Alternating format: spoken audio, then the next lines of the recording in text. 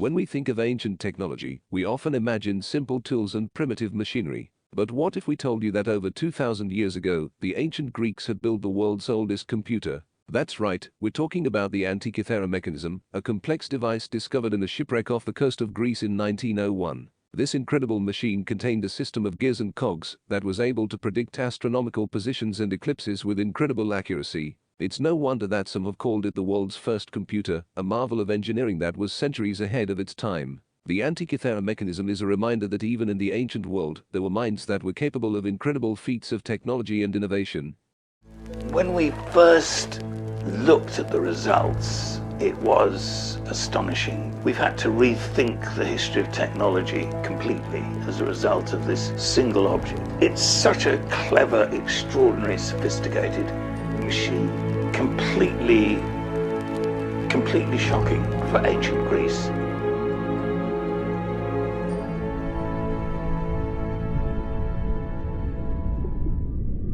"120 years ago, sponge divers discovered a shipwreck off the tiny island of Antikythera in Greece. And what they found changed our understanding of human history forever. Among the treasure trove were marble statues, elegant vases, glistening jewellery and ancient coins, and what looked to be a hunk of corroded metal that no one knew quite what to do with. It was not recognised at all as being anything interesting when it was discovered. It was just a corroded lump about the size of a large dictionary. But when, in 1902, it was discovered that there were gear wheels inside it, everyone suddenly got rather excited. This was the first shock because anything from ancient Greece simply shouldn't have gear wheels. These were precision gears with teeth about 1 millimetre long. And this was just completely shocking. And the Antikythera mechanism has captured the imagination of archaeologists, mathematicians and scientists ever since. It's a dedicated calculating machine, and it uses bronze gear wheels to calculate the cycles of the cosmos being the sun, the moon, the planets, against the stars. You wind it forward 10 years and you can know where the sun and the moon is going to be and where the planets are going to be. The question of why the ancient Greeks created such a device has plagued experts since its discovery.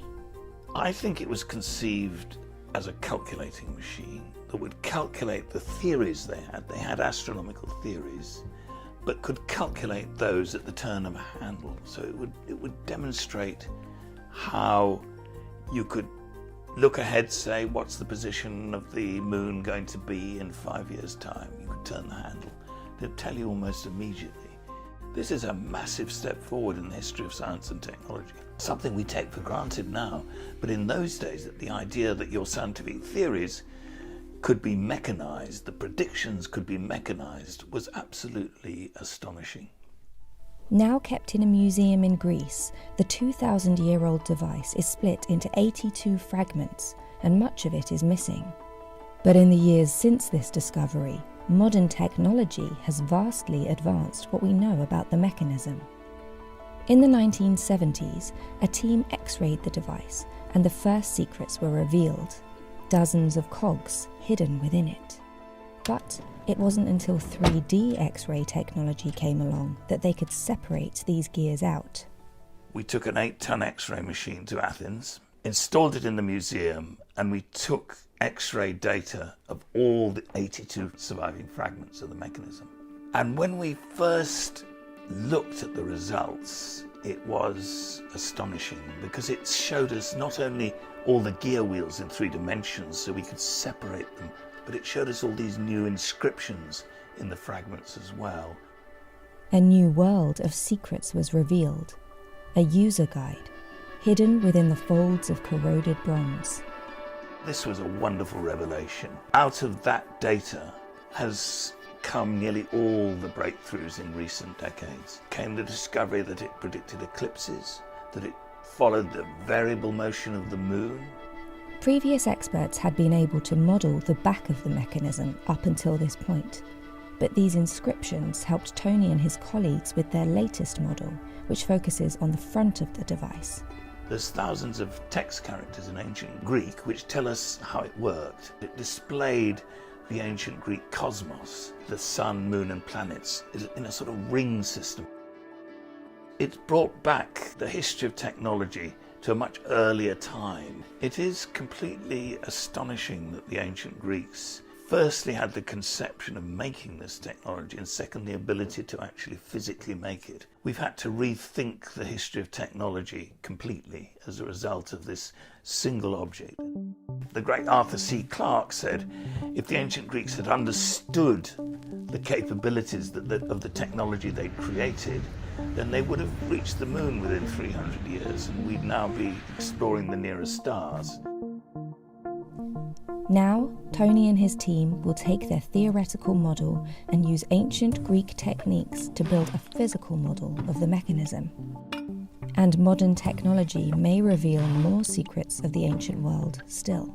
There were certainly in the ancient world more devices like the Antikythera mechanism. It wasn't unique.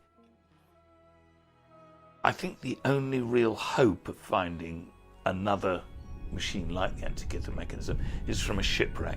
The hopeful thing is there are thousands of shipwrecks down there under the Mediterranean, some of them at very deep levels, but the diving technology is advancing so much that it's becoming possible to explore quite deep wrecks.